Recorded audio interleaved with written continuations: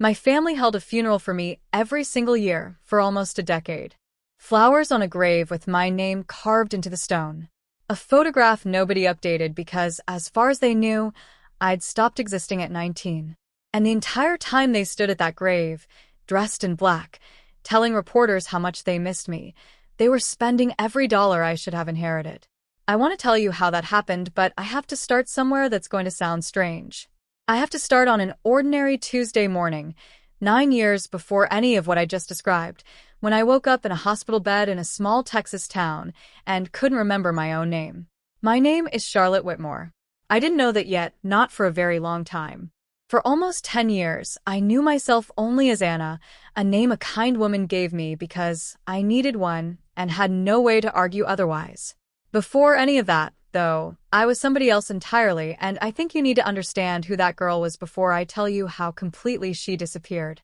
My father, Jonathan Whitmore, built an empire out of almost nothing. He grew up the son of a machinist in a town outside Houston, and by the time I was born, he'd turned a single manufacturing patent into Whitmore Industries, a company that, by the time I turned 19, employed over 12,000 people across the country.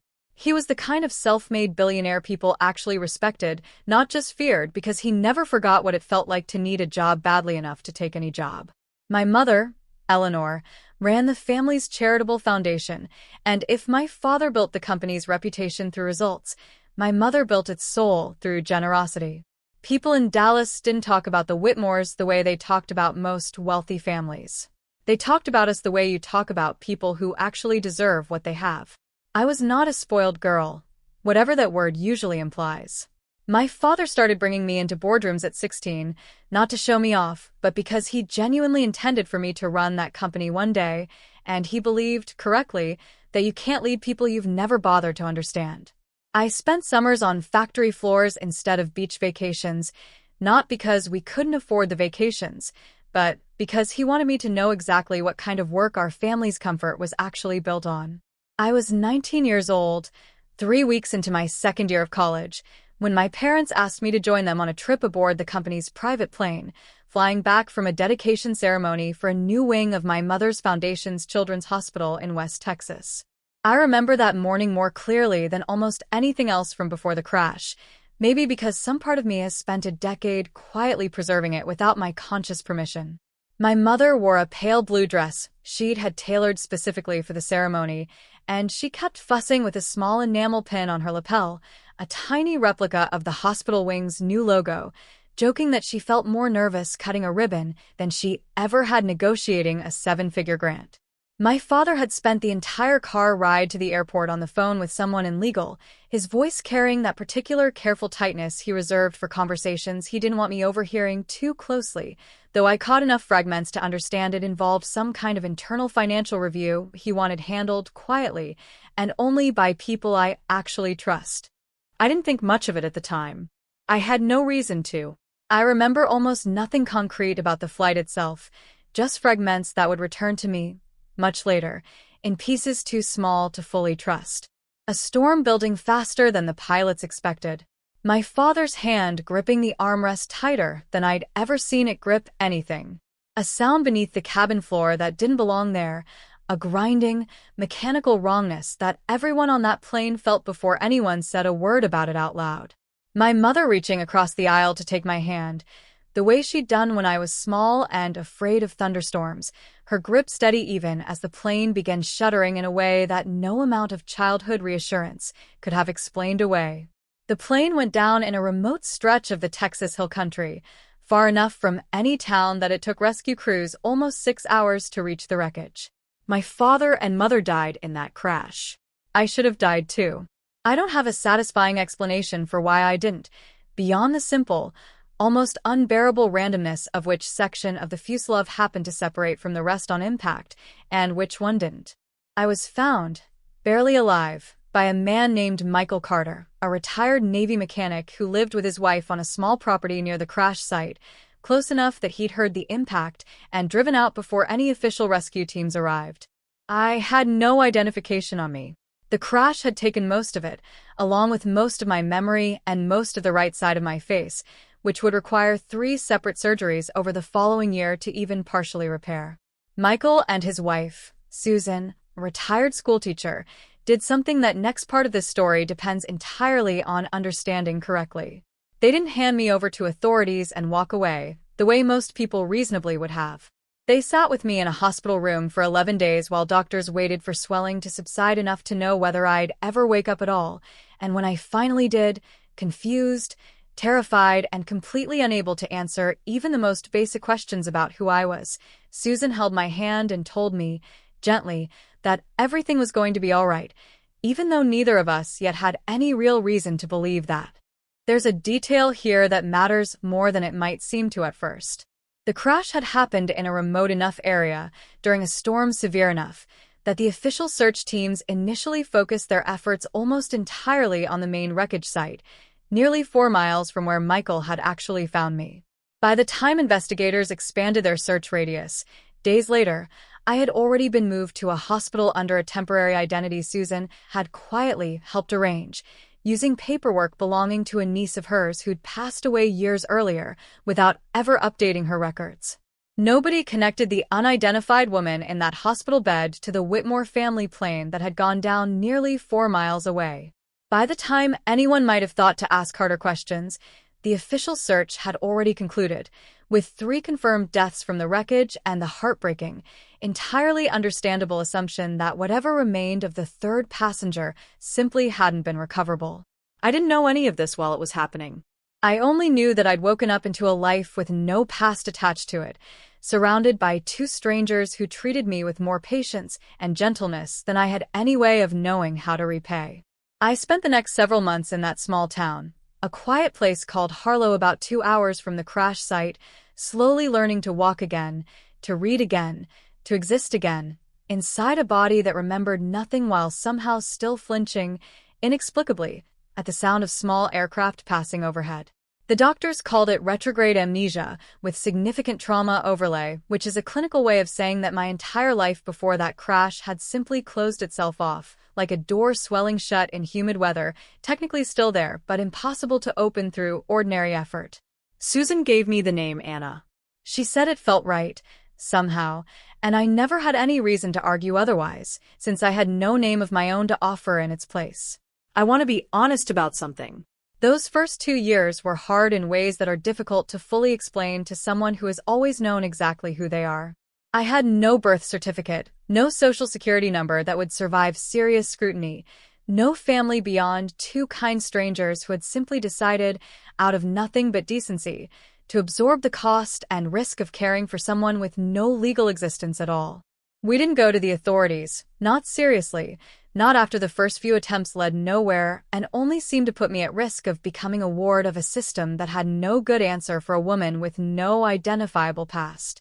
Susan worried, quietly, that if anyone with bad intentions ever realized how easy it would be to simply give an unidentified woman whatever name and history suited them, the consequences could be far worse than anything I was currently living through.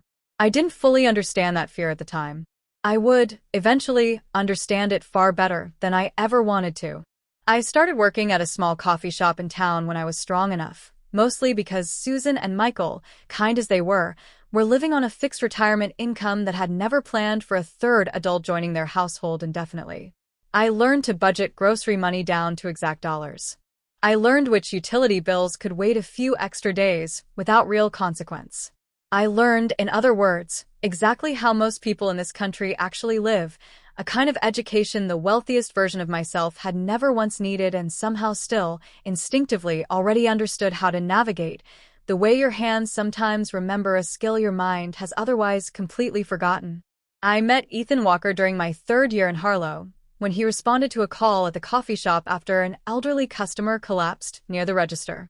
He was a paramedic, calm under pressure in a way I found myself watching more than I probably should have while he worked, and when he came back 2 days later off-duty, ostensibly to check on the customer's recovery, we both understood it wasn't really about that at all. I never told Ethan I might be someone other than who I appeared to be, because as far as I knew, I wasn't lying. I genuinely believed I was simply Anna, a woman with an unusually blank history and an unusually persistent set of unexplained nightmares about falling. Ethan fell in love with exactly that version of me, The version who counted change carefully at the coffee shop register and flinched at small claims and had absolutely nothing materially to offer anyone. I think about that often now.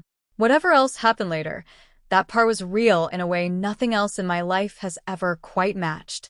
There's a particular evening I still think about often, almost 3 years into knowing him, when Ethan came by the coffee shop after a long shift, exhausted in the specific, hollowed-out way paramedics get after a call that doesn't end the way you hoped.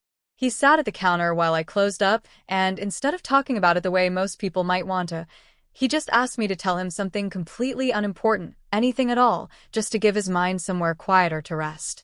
I told him about a recipe Susan had taught me that week, peach cobbler made with whatever fruit happened to be cheapest that month, and I watched some of the tension slowly leave his shoulders while I talked.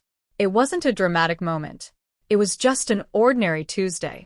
But it was the night I understood, with total certainty, that whatever I'd lost in that crash, I'd built something with this man that felt, in its own quiet way, every bit as real as anything money could have given me.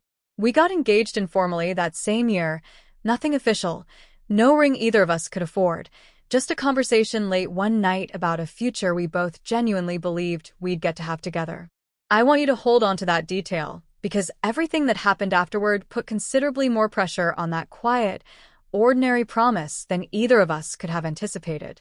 While I was learning to budget grocery money in a small Texas town 400 miles away in Dallas, my family's company was being inherited by people who had never once needed to learn anything similar. My cousins, Blake, Tyler, and Madison Whitmore, my father's brother's children, took control of Whitmore Industries within 18 months of the crash, once the legal process of declaring my parents and me deceased had fully concluded. I didn't know any of this while it was happening, obviously, but I've since pieced together, through records, depositions, and a year of investigation, I never could have imagined needing, almost the entire shape of what they did with what they'd been given. Blake, the oldest, took the chairman's title almost immediately, more interested, by every account I've since gathered, in the appearance of leadership than the substance of it. He commissioned a private jet considerably larger than the one that had killed my parents, renovated the company's headquarters lobby with a marble bust of himself that employees still talk about with a particular kind of disbelief, and spent considerably more time being photographed at industry galas than reviewing the operational reports that had once consumed my father's entire week. Tyler, the middle cousin, had accumulated gambling debts even before the company passed into his control, debts that grew considerably larger once he discovered exactly how much liquidity a company our size could generate if you were willing to disguise the withdrawals as consulting fees and executive bonuses. Madison, the youngest, was, by every account, the most genuinely capable of the three, sharp enough to have actually run the company competently if a different set of motivations had been driving her. Instead, she spent her considerable intelligence on maneuvering against her own brothers, consolidating influence for herself while quietly resenting, according to people who knew her well, a cousin she'd grown up being unfavorably compared to, even after that cousin had supposedly been dead for years. Together, the three of them did something that still genuinely breaks my heart every time I think about it clearly.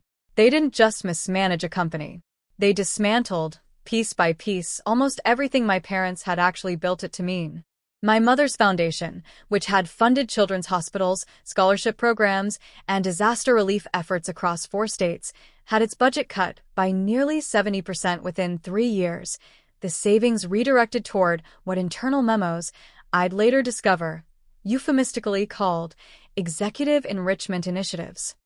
Employees who had worked for my father for 20 years, the kind of people he used to know by name and ask about their children, were laid off in waves disguised as routine restructuring, while consulting contracts worth millions flowed quietly toward companies that, I would eventually learn, were controlled, in increasingly elaborate ways, by people who had no business being anywhere near my family's money at all. I'd later learn the specific story of a woman named Carol Ibarra, a quality assurance supervisor who'd worked alongside my father for 19 years, the kind of employee he used to personally stop and ask about her grandchildren whenever he walked the factory floor. She was let go 8 months after the cousins took control, in a round of layoffs Blake's office described in an internal memo as streamlining redundant oversight functions, The exact same quarter Tyler authorized a $40,000 consulting payment to a company that, as far as anyone could later determine, had never actually performed any consulting work at all. Carol told me, much later, that she'd cried in her car in the parking lot for almost an hour after being let go, not because of the job itself, but because she genuinely believed, for 19 years, that she was working for a family that still cared about people like her the way Jonathan Whitmore always had. I didn't know any of this. I want to be clear about that. For most of those years, I was 400 miles away, working a register, falling in love, building the smallest, quietest version of a life imaginable, completely unaware that the company my father had built from a single patent was slowly being hollowed out by people who shared my blood and none of my parents' values. There was, throughout those years, one person both inside the company and seemingly outside the worst of the corruption. Victor Langley, my father's longtime chief legal officer, a man I'd known my entire childhood simply as Uncle Victor, even though we weren't related by blood at all, just by nearly 30 years of trust my father had extended to almost nobody else. Victor stayed on after the crash, advising my cousins, smoothing legal complications, and, by every appearance available to anyone watching from outside, serving as the last remaining thread of my father's original values still woven into a company increasingly unraveling around him. I want you to remember that description of him carefully, because it's going to matter considerably more than it seems to right now. The thing that finally cracked open 10 years of carefully closed doors happened on an entirely ordinary evening, a little over a year ago, while I was closing the coffee shop alone and half watching a local news segment playing on the small television mounted near the register. It was a feature piece, the kind local stations run every year around certain anniversaries, about the 10th anniversary of what the anchor called the Whitmore family tragedy. They showed old footage. My father giving a speech at a factory opening. My mother cutting a ribbon at a children's hospital wing. And then, for perhaps 4 full seconds, a photograph I had never consciously seen before in my adult life. A teenage girl standing between both of them, squinting slightly into bright sunlight, wearing a yellow dress I suddenly, violently, remembered the exact texture of against my own skin. I dropped the mug I was holding. It shattered against the floor, and I stood there, completely unable to move, while something that wasn't quite a memory and wasn't quite a feeling tore through me with a force I have never adequately been able to describe to anyone who wasn't there. The anchor's voice continued in the background, distant and unimportant, while a single word surfaced in my mind with absolute, undeniable certainty, a word I hadn't consciously known I was looking for until the exact moment it arrived. Charlotte. I didn't tell Ethan that night. I'm not sure I could have explained it even if I'd tried. I sat awake until almost 4 in the morning, staring at a ceiling I'd looked at hundreds of times before, feeling, for the first time in nearly a decade, the specific vertigo of suspecting that the entire foundation of my own identity might be built on something considerably less solid than I'd ever allowed myself to question. I told him 3 days later, after the same name had surfaced twice more, once in a half-formed dream, and once, unbearably, when I caught myself signing a receipt with a single looping letter C before catching myself and correcting it back to A. Ethan didn't laugh at me, and he didn't dismiss it, which, looking back, tells you almost everything you need to know about the kind of man he actually is. He simply asked, very quietly, "What do you want to do about it?" What I wanted, more than almost anything, was to know whether the family in that photograph had ever once wondered if the girl in the yellow dress might somehow still be alive. I didn't yet understand how completely, how legally, how irreversibly. The answer to that question had already been decided years before I'd even thought to ask it. The investigation that followed took almost 5 months, and I want to walk you through it carefully because every single piece of it mattered considerably more than I understood while I was living through it.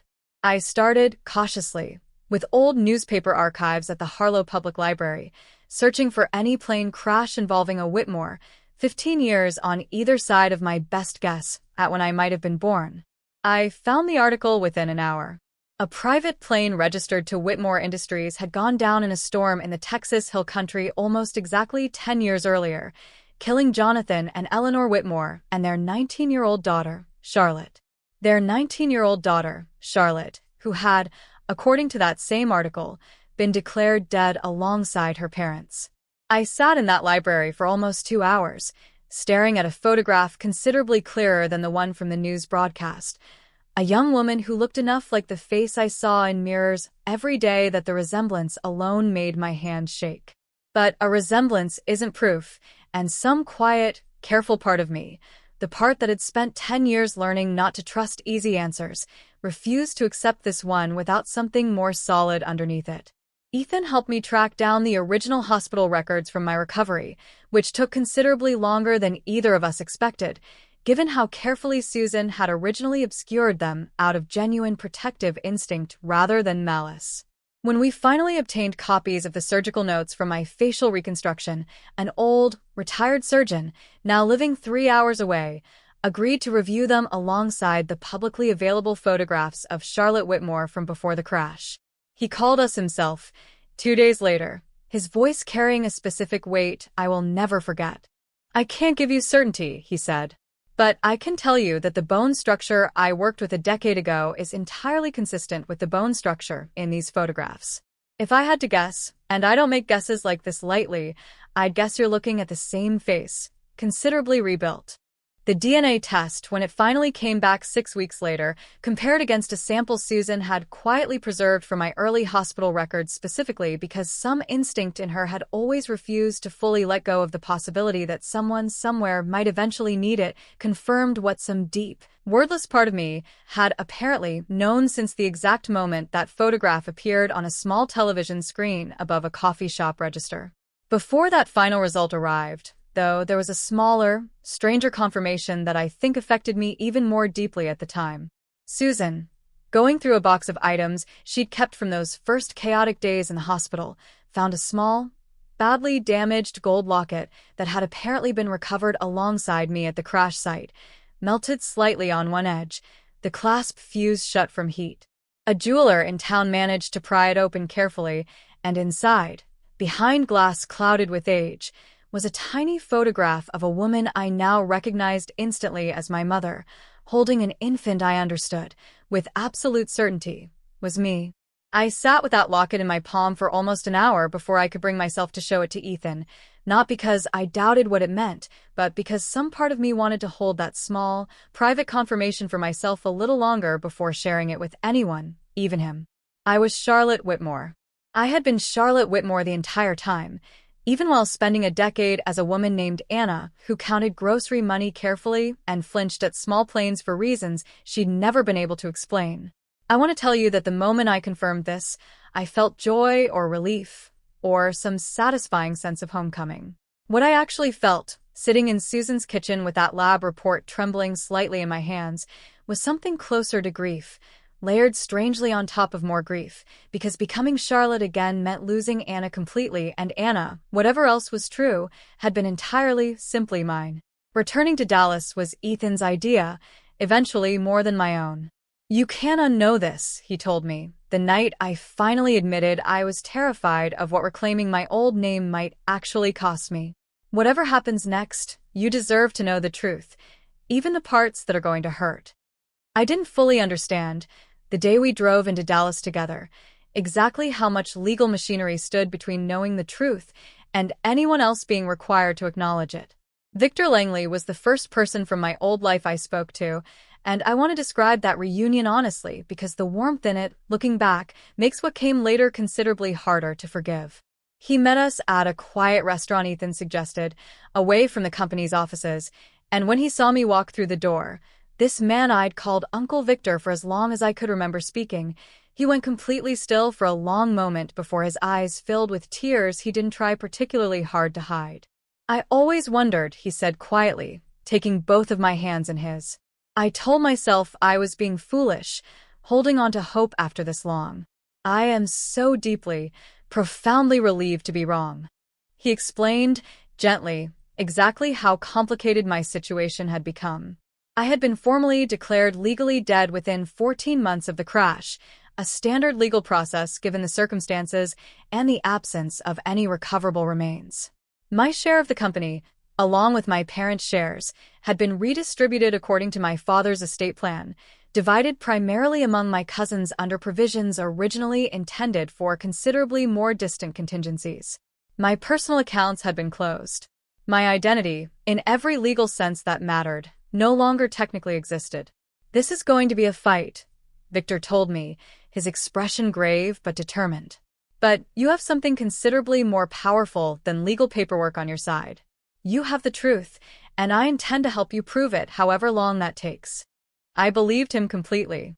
I want you to understand that clearly, because believing him completely is exactly what made everything that came afterward considerably more dangerous than it needed to be.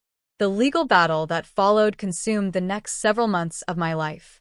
Victor filed the initial petition to reverse my legal death declaration, gathering the DNA results, the surgical comparisons, Michael and Susan's sworn testimony, and a careful timeline establishing exactly how I had survived undetected for nearly a decade. My cousins responded with a hostility that, even having braced myself for it, still managed to genuinely shock me. Blake's first public statement, issued through a media consultant within hours of news breaking that an individual claiming to be the long-deceased Charlotte Whitmore had filed a legal petition, described my return as an opportunistic and deeply offensive attempt to exploit a family's decade-old tragedy for financial gain. Tyler, in a separate interview, suggested, without any evidence whatsoever, that I might be some kind of con artist coached by unscrupulous lawyers smelling an easy payout. Madison was, characteristically, more careful in public, but Victor told me privately that she'd hired her own investigators within days, specifically tasked with finding any inconsistency in my story that could be used to discredit the entire claim before it gained any real momentum. I endured weeks of headlines questioning my legitimacy, photographs of me leaving courthouses captioned with phrases like alleged heiress and disputed identity, and the specific, exhausting experience of having my own face, my own voice, my own decade of genuinely lived experience treated as a hypothesis still very much open for public debate. I ran into Madison directly, once, outside a courthouse during the early weeks of the petition, an encounter neither of our legal teams had planned for. She looked at me for a long moment, and I watched something flicker behind her eyes that wasn't quite hostility and wasn't quite recognition either. Something closer to the specific discomfort of meeting a ghost who refuses to behave like one. "You are always the one everyone compared me to," she said quietly before her attorney could pull her away. "Even after you were supposedly gone. I used to hear it at every family gathering. What would Charlotte have done? I think some part of me has been angry at you for almost 10 years, and I genuinely don't know what to do with that anger now that you're standing right in front of me." I didn't have an answer for her that day, and looking back, I'm not sure one existed yet. What I didn't fully understand, during those exhausting early weeks, was that my cousin's aggressive public denial was masking something considerably more fragile underneath. The harder they fought to discredit me, the more scrutiny they inadvertently invited onto exactly how they'd been running the company in my absence, and that scrutiny, once it started, proved almost impossible for any of them to fully control. A financial journalist investigating Tyler's public denials uncovered, within 3 weeks, a pattern of withdrawals from company accounts disguised as consulting fees, totaling over 9 years, just over $40 million, almost entirely funneled toward debts at 3 separate casinos and a private lender known for considerably less than legitimate collection practices. Tyler's response, when confronted directly, was to attempt blaming the discrepancies on Madison's finance team, an accusation that detonated what had clearly been simmering tension between the cousins for years. Madison, in turn, leaked records to a different journalist showing that Blake's executive enrichment initiatives included a $6 million yacht purchased through a shell company and registered, almost laughably, under the name of his golden retriever's veterinary practice for tax purposes. Blake, humiliated and furious, accused Madison publicly of orchestrating his downfall to consolidate power for herself, an accusation that wasn't entirely wrong, even if it conveniently ignored his own considerable contribution to the company's decline. I watched all of this unfold from a distance, with a complicated mixture of vindication and genuine sadness, because underneath every greedy decision being exposed was the slow, painful unraveling of something my parents had spent their entire lives building carefully, generously, and now, apparently, In vain. It was during this chaotic period, while my cousins were busy destroying each other in public, that I learned something that would eventually change the entire shape of this story. A woman named Patricia Hale contacted Victor's office, requesting, specifically and somewhat mysteriously, to speak with me directly rather than through any attorney. She had been an independent forensic accountant my father quietly hired 18 months before the crash, she explained, when meeting me in person for the first time in a small office considerably less polished than anything inside Whitmore Industries headquarters. Your father came to me because he didn't trust anyone inside the company to look at this objectively, she said, sliding a thick folder across her desk. He'd noticed discrepancies in certain financial reporting structures, patterns that didn't make sense given the company's actual operating margins. He asked me to investigate quietly, outside any internal channel, because he was afraid, and I want to be precise about his exact words, that whoever was responsible might have influence reaching considerably higher than a mid-level accounting error. I asked her, carefully, whether she'd ever told anyone else what she'd found. I tried to reach your father 3 days before the crash, she said. He never returned my call. After the accident, I genuinely didn't know what to do with what I had. Going to the company felt dangerous, given what I suspected. Going to the police felt premature, given how thin some of my evidence still was at the time. So I simply kept everything, exactly as it was, for almost 10 years, waiting for someone I could actually trust to ask me the right questions. What Patricia had found, even in its incomplete state from a decade earlier, painted a deeply unsettling picture. A series of shell companies, registered across multiple states, receiving consistent payments from Whitmore Industries disguised as legal consulting and risk management fees.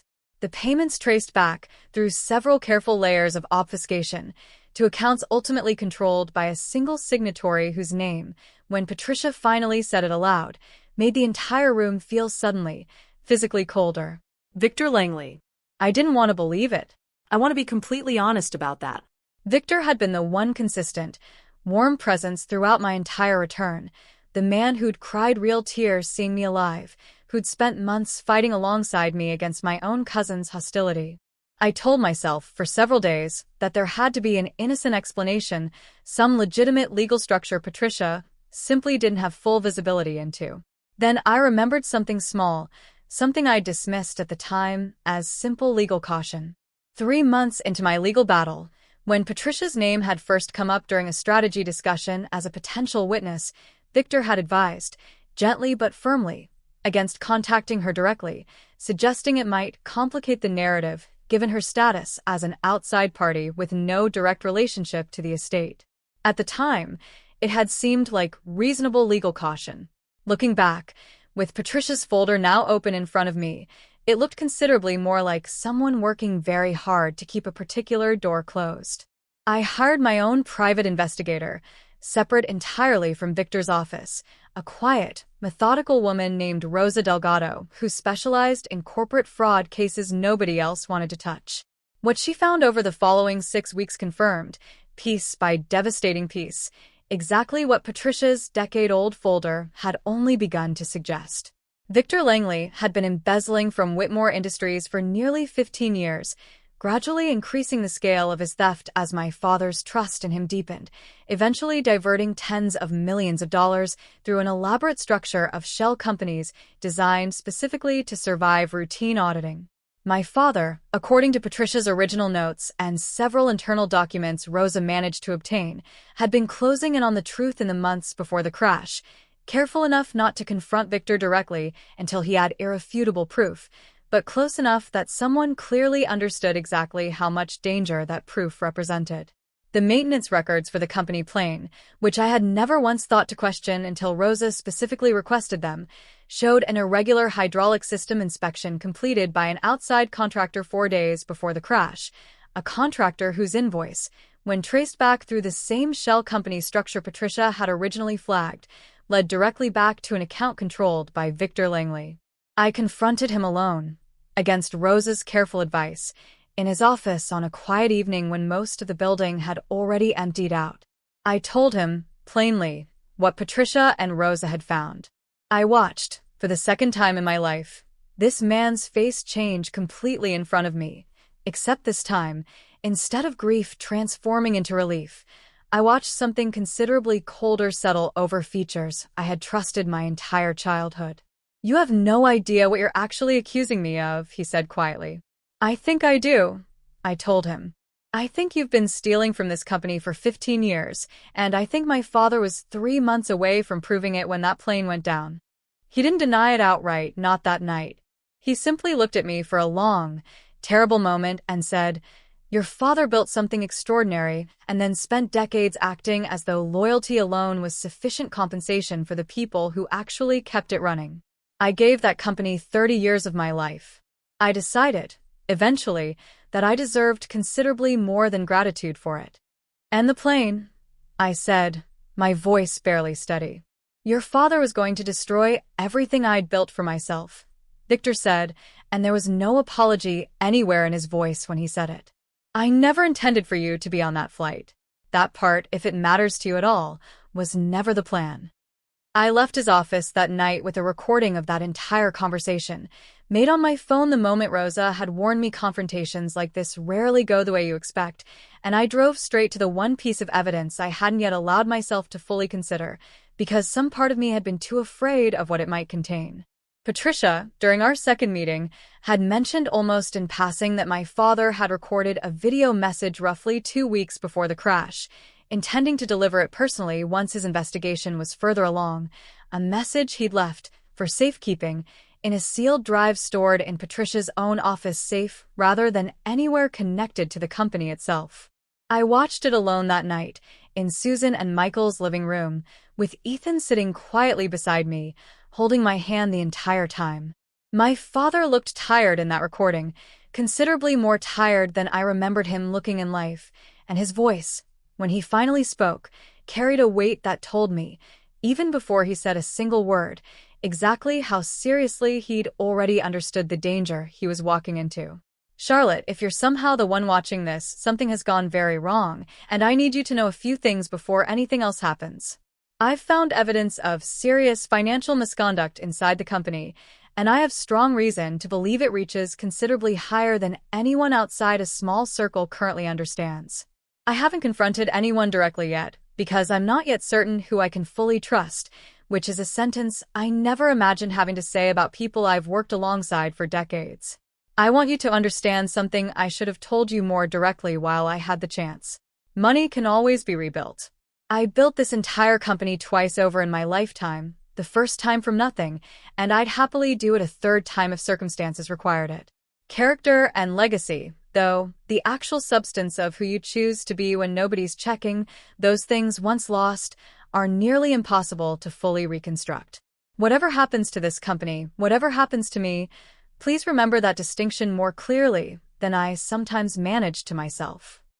I sat with that recording for a long time after it ended, understanding, finally, with complete and devastating clarity, exactly how right my father had been to be afraid, and exactly how wrong he'd been about which direction the danger was actually coming from. The final confrontation happened 9 days later, at an emergency board meeting Victor himself had unknowingly helped schedule weeks earlier, originally intended to formalize a routine restructuring of the company's legal department. Rosa and Patricia had spent those 9 days working alongside federal investigators we'd quietly brought in, building a case thorough enough that Victor would have no meaningful room left to maneuver once it became public. The boardroom was full that morning, considerably fuller than any routine restructuring meeting would normally warrant, because Victor's own assistant, growing increasingly suspicious over the preceding weeks, had quietly tipped off enough senior staff that word had clearly spread.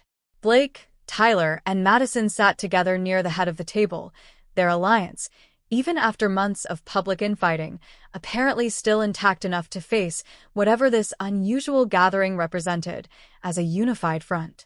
I stood up first, before Victor had even finished his opening remarks about departmental restructuring, and told the room, as plainly as I could manage, exactly what 15 years of embezzlement looked like when you finally laid every piece of it out in order. I played the recording from his office. I presented Patricia's original decade-old documentation alongside Rosa's considerably more recent confirmation. I introduced, by video call, a federal investigator who confirmed that an arrest warrant had already been issued, effective immediately.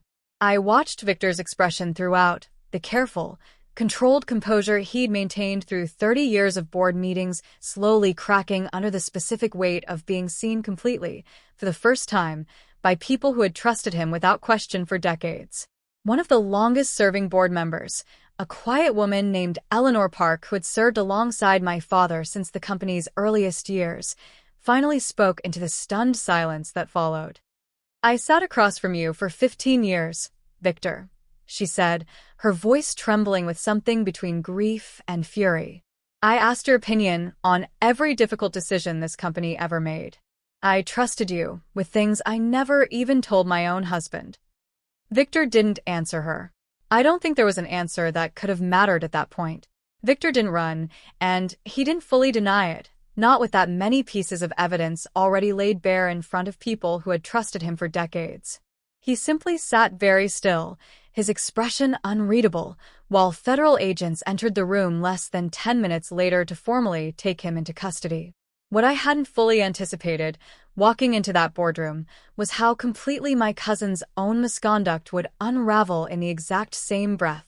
The same investigation that confirmed Victor's embezzlement had, through Rose's thorough work, also fully documented Tyler's $40 million in fraudulent withdrawals and Blake's elaborate yacht-related tax fraud, evidence that the board, now fully aware of exactly how compromised the company's oversight had been for years, had no remaining appetite to continue protecting. Tyler was removed from the board within the week, facing federal charges related to fraud that would eventually cost him both his freedom and whatever remained of his inheritance. Blake resigned before he could be formally removed, his public image, the one thing he'd always seemed to value above almost everything else, destroyed beyond any repair his media consultants could realistically manage. Madison, who had genuinely committed fewer direct crimes than her brothers, nonetheless lost her position as the board, now fully reconstituted, voted unanimously to restore full legal and financial control of Whitmore Industries to its rightful, legally reinstated owner. Me. I want to tell you honestly that reclaiming the company didn't feel like victory in the way I might have once imagined it would. It felt, mostly, like grief finally being allowed to finish the job it had started a decade earlier. Grief for my parents, for the version of myself that had quietly disappeared into a hospital bed at 19, for Anna, who I had genuinely loved being and would never fully get to be again in quite the same uncomplicated way. The months that followed were about rebuilding, slowly and deliberately, exactly the way my father had built things the first time. I restored my mother's foundation's full budget within the first 90 days, reinstating the children's hospital programs and scholarship initiatives that had been quietly gutted years earlier. I personally tracked down and rehired, wherever possible, the loyal long-term employees who'd been let go in waves of disguised restructuring, including several who told me, through tears I wasn't entirely prepared for, that they'd never stop believing my father's values would somehow find their way back into that building eventually. Michael and Susan moved to Dallas with me, at my insistence, into a guest house on the property I'd grown up on, the same property neither of them had ever once expected to see beyond a news photograph. Michael, in particular, struggled with accepting it at first, telling me quietly one evening that he'd never once expected, let alone wanted, anything in return for what he and Susan had done. "We didn't pull you out of that field hoping for a guest house on a property like this," he said. "We did it because it was the only decent thing two people could do." I told him, as honestly as I knew how, that I understood that completely and that the guest house wasn't repayment for decency, because decency like theirs isn't the kind of thing you repay. It was simply where I wanted my family to be, all of it, the family I was born into and the family that had quietly built me back into a person worth becoming again. Ethan struggled, for a while, with exactly how to exist inside a life this large and this public, and I won't pretend that adjustment was simple for either of us. We worked through it slowly, the same patient way he'd once worked through every difficult call at the coffee shop, and a year later, he proposed to me in the same small town where we'd first met, in front of the same register where I'd once dropped a mug and heard my own real name for the first time in a decade. The memorial where the world had once believed I was buried still stands, a quiet stone marker beside my parents' actual graves, Although the inscription has since been updated to reflect the truth rather than the story everyone had simply assumed for nearly 10 years. I went there alone, on the 1-year anniversary of my return, standing between two graves that were real and one marker that had once represented a lie nobody had intended cruelly, but had nonetheless allowed an entire family's greed to flourish underneath. Ethan found me there an hour later, with Michael and Susan beside him, all three of them simply standing quietly while I finished whatever it was I needed to finish in my own time. I think about my father's recorded message more often than almost anything else from this entire experience. Money can always be rebuilt. Character and legacy cannot. I lost nearly 10 years of my own life to a tragedy nobody could have prevented, and I lost considerably more than that to the greed of people who decided, the moment they believed nobody would ever come back to ask hard questions, that loyalty and gratitude were optional extras rather than the actual foundation everything else had been built on. If there's one thing I carry forward from everything I've described, it's this. The people who build something real rarely do it for recognition, and the people who only chase recognition rarely build anything that survives contact with the truth. If someone in your own life has quietly modeled the first kind of person for you, the kind who builds things that last because they actually mean it, take a moment today to tell them what that's meant to you, before life gives you a reason you didn't ask for to understand exactly how much it mattered. Thank you for spending this time with me, and thank you for helping keep stories like this one alive.